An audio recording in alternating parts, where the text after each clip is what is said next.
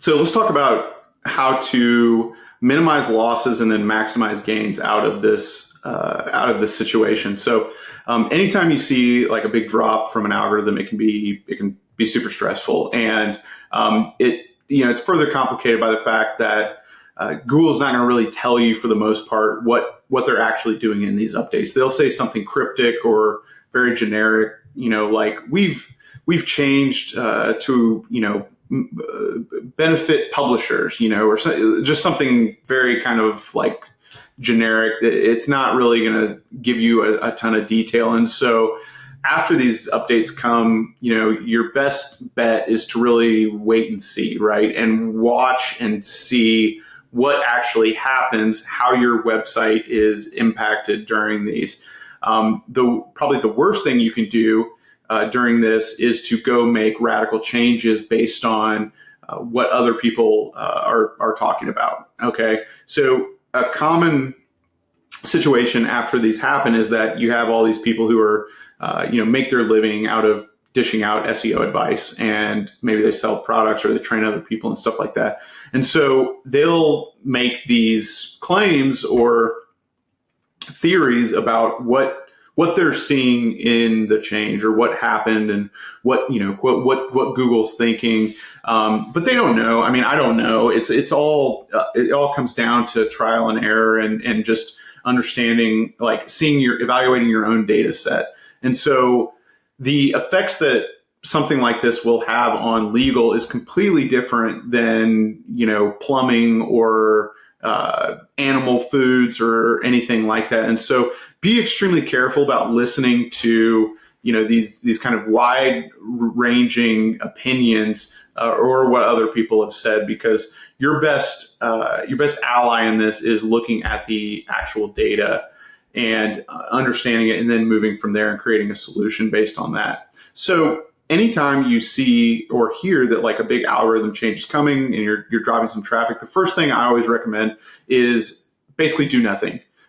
Do nothing for 1 to 2 weeks and kind of let things settle out. As I mentioned in the first part when we were talking about the algorithm process, you get this like big change, causes a lot of noise, and then it starts to kind of mellow out as they see, okay, we overshot here or overcompensated in this one area, so let's like pull that back a little bit and make these other modifications. And so you won't really know kind of your new position and the new state of the union for about 1 to 2 weeks from that. So that's the first step. Then you want to go in and look at the page by page level, really understand where you gained and where you dropped off. So I went over that process a little bit. You can do it in analytics. You can do it in a tool like Ahrefs, and you're looking for those pages that aren't doing well, right? That drop off significantly. And then what you want to do is go and evaluate your page compared to the ones that are the opposite, that gained a lot of traffic during that time. This is not really possible with Google Analytics, but with something like Ahrefs, it's absolutely possible. And so you're kind of going in with the mindset, it's like, okay, Google wants something different and it's not on my page. Well, what happened with these others who were previously not ranking and now ranking here? Or are there other pages that were previously ranking and continue to rank? You can go and look at these and just manually assess them yourself. Now, I don't recommend it. There's a bunch of tools out there like Surfer, Neuron Writer, who can do all of that data crunching for you and give you a better idea of what is the tangible difference between your page and the ones that are continuing to rank. So again, we do all of that in our SEO process. And so focus on the ones where there's been the biggest impact. That's going to give you the best bang for your buck from a time, and energy consumption standpoint. But do it, make sure you keep your, you log this stuff and then give it a couple weeks, right? Give it a couple weeks and see where you're at after that time period. And if you're not getting the gains you're looking for, go back at it again, right? Look through and see if you missed something, see if there's something, an additional additive that you can get there.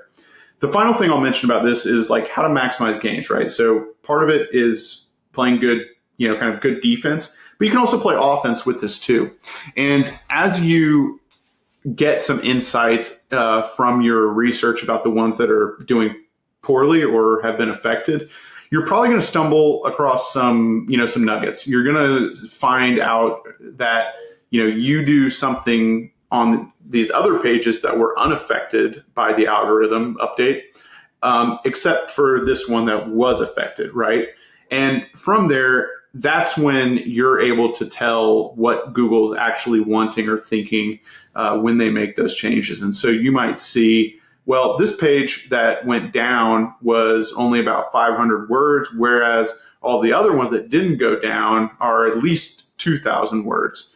Okay, so you start to get this idea like, all right, so this is probably more of a content-related update, and they're kind of reworking the algorithm to benefit web pages that have pretty sizable amounts of content on them and cover the topic in a lot of detail.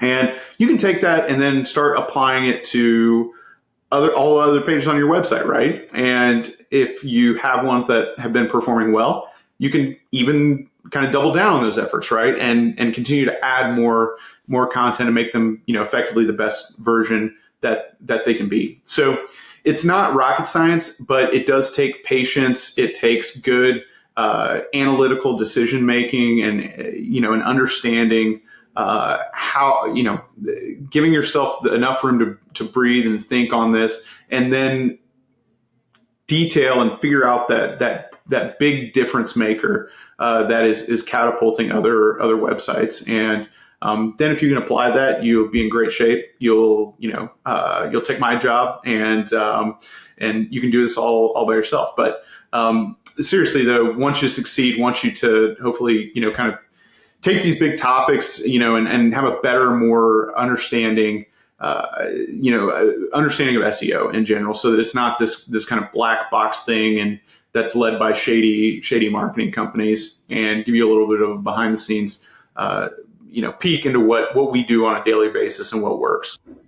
So Google updates don't have to spell disaster for your law firm. With the right strategies, you can navigate these changes, you can protect your revenue, and set the stage for future growth. So hope this podcast was helpful.